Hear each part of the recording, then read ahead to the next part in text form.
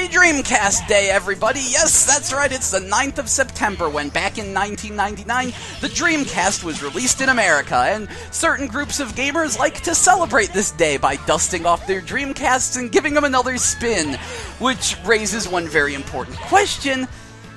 Why the heck are people so obsessed with the Dreamcast? I've been meaning to do an episode on this for a while where I explain in super poetic purple prose in a hyper-nostalgic manner how wonderful the Dreamcast is and try to explain that. But since I'm a lazy bastard, I never get around to it. So let me try to explain, simply, in plain English, why the Dreamcast is such a big deal, why it has this cult following, because there seriously is a split. There's people who either act like it's the greatest thing ever, or act like it's a friggin' joke. The term, the next Dreamcast, for example, can be either good or bad depending on the group of people. So let me try to explain it like this. The reason the Dreamcast is so beloved is because it marks a drastic turning point in the history of video games. And not necessarily a good one. It goes like this. Basically, the Dreamcast marks the point where we switched from arcade-style games to cinematic games with the PS2. As such, to people who really, really love arcade-style games, they kind of remember the Dreamcast as, and I quote from a lot of people, the last time video games were truly fun. And there's sort of a history and reason behind this. Because back in the days, when arcades were actually a thing, it was so hard to find the arcade machine you wanted to play. Like Shadow over Mystara, I wanted to play that so bad. It was featured in all these magazines, but I could not find a machine. I never found an arcade machine of that game in an actual arcade. I would only find it, like, in the arcades at ASEN and stuff. They never actually... I've never seen it in a real arcade back in the day. The only time I was able to play it was when it was ported to Saturn. There were tons of arcade games that were coming out that were stuck in arcades that no home console could adequately accommodate, like Street Fighter 3. So, all these arcade games were coming out. They were really hard to find in arcades, because arcade owners really were not buying the new machines as fast as they were coming out. And we were all like, we want these arcade games. Enter the Dreamcast, which was basically a Naomi. It was nearly identical to Sega's current arcade hardware. As such, it took almost no work to take an arcade game and slap it on the Dreamcast. And it's maddening. There was just this deluge of arcade games just instantly coming home, just being thrown on the Dreamcast. And I was so happy. All these games I heard about, all these games that were previewed in magazines, I had a chance to play them. And when a new one came out and hit the arcades, I was able to just say, yo, what, that'll probably come to Dreamcast really soon. Oh, hey, guess what? In a couple months, boom, it's on Dreamcast if it isn't the simultaneous release. You see, in Japan, they actually had arcade machines with VMU slots. So they had some interactivity, some interconnectivity there. Like Project Justice, Rival Schools 2, whatever you want to call it. You could make custom characters in the Japanese version, in the weird board game thing.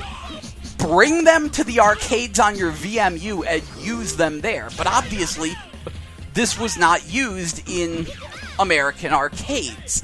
And many Western arcade owners just weren't keeping up. They weren't getting the new machines.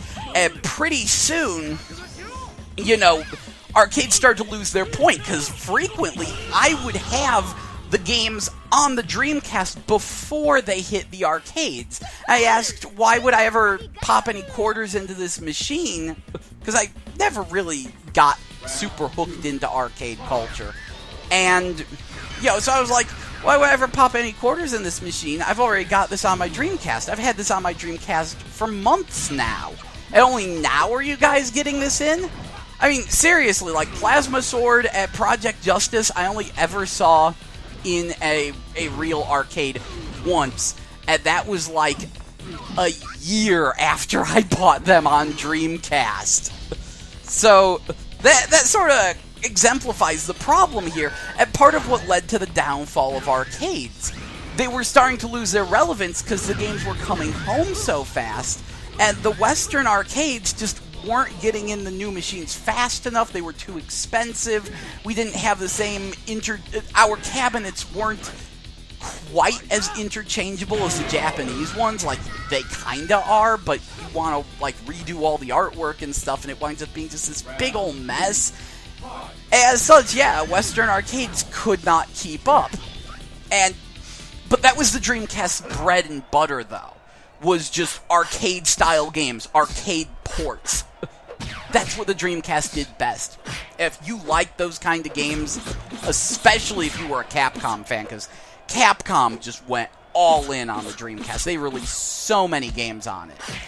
But, yeah, if you liked that kind of game, the Dreamcast was a dream come true. If you didn't, then, yeah, which is part of what caused the big split. Anyone who was really into RPGs, that wound up being the tricky part. There was a decent number of RPGs in Japan, but in America, very few RPGs actually came here. And by the time Grandia 2 got here, well, the PS2 was already on the horizon, which leads to the next question. What was it that really sunk the Dreamcast? Well, let's get back to what sunk the arcades. It was a combination of them losing their relevance, because the games were just coming to Dreamcast way too fast, coupled with Sony Computer Entertainment, especially Sony Computer Entertainment America, but like Sony coming in and really emphasizing we want cinematic, movie-style games. And the American brand, Sony Computer Entertainment America, also had their stupid quality control rules in place where you were not allowed to release a 2D game at full price. The best example of that is that Street Fighter Anniversary Collection that had that like enhanced Street Fighter 2 and Street Fighter 3 Third Strike on it. Yeah, remember that? Remember how that was like, what, $20-$30 to get both those games? Yeah, in Japan, those were full-price $50 releases, and they were both sold separately.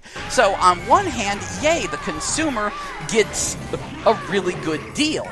But on Capcom's side of things, they're like, well, crap, 2D fighters are no longer profitable. And they did try to do a 2D fighter on the super cheap that they could sell at that price point. It was called Capcom Fighting Jam, or Capcom Fighting Evolution, whichever you prefer it. Yeah, that didn't exactly go well. And that was what caused Capcom to fire their entire 2D fighting game staff. Capcom still wasn't known for making good 3D fighters. Yeah, a lot of their 3D fighters came under a lot of criticism, even though they had been improving, and Rival Schools was legitimately good. So when they announced Capcom Fighting All-Stars, a lot of people kind of laughed it off the face of the earth because they looked at it and they were like, really? These are your All-Stars? It's a random collection of Street Fighter and Final Fight characters with a couple originals at Strider, and you gave them finishing moves that are really, really lame, and this doesn't look very good. This just looks preposterously lame, and Capcom was like, well, no one seems to be giving this the time of day, may as well cancel it. I mean, seriously, that's what happened. You know what, in retrospect, maybe it would have been pretty good, but they did have a really crap roster for that game. They should have mixed it up more, and then we might have actually been hyped about it. So, that was a large part of what caused Capcom to basically fire their entire fighting game department. The Dreamcast marks the point where Capcom changed from the Street Fighter and Mega Man company to the Resident Evil and Devil May Cry company. I wonder which one I prefer. Yeah, so it does mark this huge turning point in the history of games. So what sunk the Dreamcast? Well, it was a three-pronged attack. First of all, this was the point where CD burners were commonplace. I had a CD burner. They come with your machine. And broadband was just starting to become affordable. A lot of people were getting broadband. Basically, everyone knew a guy who had broadband. As such, there was a whole lot of bootlegging going on. It was super easy to bootleg games on Dreamcast. In fact, I hear there was actually a print run of Dreamcast that completely lacked any copy protection. So people were bootlegging games left and right and releasing them on just getting them on Dreamcast. And so software sales in America on Dreamcast were in the shitter. No one was buying Dreamcast games because they could just get them free online. A lot of gamers were still very young. They didn't understand the consequences of what they were doing. And a lot of them didn't care because, number two, there was the PS2 hype. I remember back in high school art class, I argued all day with a Sony fanboy who bootlegged all his Dreamcast games. He had broadband, he bootlegged everything, and he went on and on about how the PS2 was going to be so much better. And I remember him claiming that the PS2 was going to launch with a broadband modem built in and EverQuest, which was going to be free to play online if you had a PS2 and would link up with the PC version. Obviously, that was all 100% bullshit. And that's the thing. The Dreamcast never competed against the PS2. It competed against the PS2 hype. A nebulous cluster of lies that couldn't be proven false. You know, Sony could throw at us all these amazing graphics that technically the PS2 could do, as long as it wasn't displaying any other characters on screen at the same time. It was showing off all these crazy tech demos and promising us just amazing visuals. And by the time people actually got their hands on the PS2 and realized maybe those visuals aren't as good as we initially thought, the Dreamcast was already out of here. Which brings us to the third point. So, okay, the pirating tanked the software sales. The PS2 hype tanked the hardware sales, which were already being sold way too cheap in America. So they were losing money on the systems in the States. Number 3, their license on Windows CE ran out. You see, in order to make programming on Dreamcast super easy, they packed it with Windows CE, so you could really easily port games from PC to the Dreamcast. Windows CE games didn't run too terribly well. They always had really long load times. But whatever, it made it easier to develop on the system. It gave us Armada, which was good times. So it mattered. And their license ran out. And Microsoft is like, hey, if you want to keep producing Dreamcasts that have Windows CE in them, you're going to have to pay us to renew your license. And that's kind of the sticking point. I mean, technically, they could have continued producing them without Windows CE, but then there would just be this random collection of Dreamcast games that wouldn't work on certain Dreamcast systems. They didn't want to, deal with that hassle. And software sales are in the shitter. Hardware sales are in the shitter. And now they have to pay if they want to continue producing hardware. That's when Sega threw in the towel, and who can blame them? At that point, it wasn't worth fighting. The Microsoft thing, I think a lot of people might have a grudge against when they hear about it, but Sega and Microsoft actually had a pretty good relationship, and that was very much just business. You could tell this because, well, they worked really closely with one another on the Xbox. In fact, the Xbox was originally going to be backwards compatible with Dreamcast games, but they weren't able to sort out all the details in time. So, yeah, the original Xbox, Sega's best post-Dreamcast stuff was on the Xbox. A lot of people think that after the Dreamcast, Sega couldn't produce good games anymore. And that was just completely false. Sega just couldn't program a PS2 game. Virtua Fighter is the only good PS2 game Sega ever made. Everything they tried to put on PS2 is crap. Because they were so used to programming on a system... They were so used to programming games that couldn't run on a PS2. They made a lot of use of the Dreamcast's greater VRAM. Because the PS2 was technically a more powerful system in every respect, except that the Dreamcast had more RAM. And so, you actually had a lot of these games that were very, very texture heavy. And that was how Sega made games that the PS2 couldn't run. Which bit them in the ass with PSO. The PS2 could not run PSO. They released on GameCube and Xbox. It didn't get enough people. They realized they have to release on PS2. They can't release on PS2, so they start from scratch. They create Phantasy Star Universe, and they still can't get that running well on PS2. See, this is the kind of crap Sega had to go through. They hated the PS2. When you really look at it, all their crappiest shit from that generation was on PS2. You look at their GameCube exclusives, they were pretty good. You look at their Xbox exclusives, they were pretty good.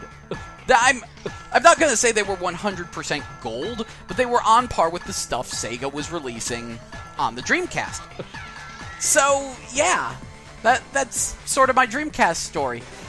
A lot of people believe that the Dreamcast is pointless these days, that any worthwhile game on Dreamcast has been released on other systems. But of course, just looking at the videos I'm putting with this, you can tell that's not the case. There's a number of Dreamcast games that are only available on that system and have not yet been ported, partially due to Capcom's own incompetence. I would say Project Justice probably tops the list, too. All in all, the Dreamcast is a wonderful system, but there's a reason why people remember it so fondly. It's a combination of hardcore Sega fanboyism, being super sad that Sega doesn't have their own consoles. I remember the days when Sega was a first-party company and everything was super cool, and the fact that that was when the arcade era was officially over. Because after the Dreamcast, yeah, arcades went with it. And it kind of sucks. Of course, the video game industry is constantly changing and in turmoil. I'm super displeased with it right now, but maybe one day our arcade-style gaming will rise again when people realize that there is a large subset of folks who really want that and love their Dreamcasts. Either way, have a happy Dreamcast day. Peace and goodwill to all gamers or something. Go sing some Dreamcast carols. Which I would assume is the Choo Choo Rocket song. Maybe Open Your Heart from Sonic Adventure. I don't know. We need to compile a list of Dreamcast carols. Anyway, this is Jell, and have a happy and safe Dreamcast day. See ya.